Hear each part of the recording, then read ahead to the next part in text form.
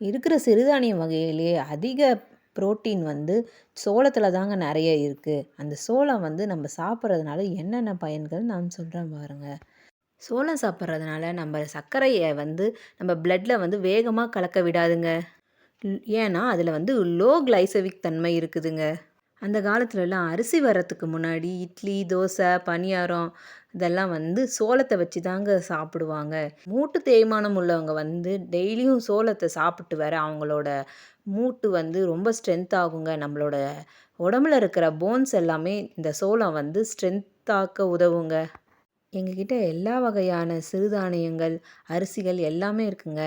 எல்லாத்துக்குமே நாங்க 30% ஆஃபரும் குடுக்கங்க. இப்போ ஒரு ஆஃபர் போயிட்டுருக்குங்க. எங்ககிட்ட எந்த ஃபுட் ப்ராடக்ட்ஸ் வாங்குனாலும் உங்களுக்கு வந்து 100 கிராம் எங்களோட சுகபோகம் ஹெல்த் மிக்ஸ் வந்து உங்களுக்கு ஃப்ரீயா குடுக்குறோங்க. உடனே எங்க வெப்சைட்ட விசிட் பண்ணி உங்க ஆர்டர பிளேஸ் பண்ணுங்க. Thank you.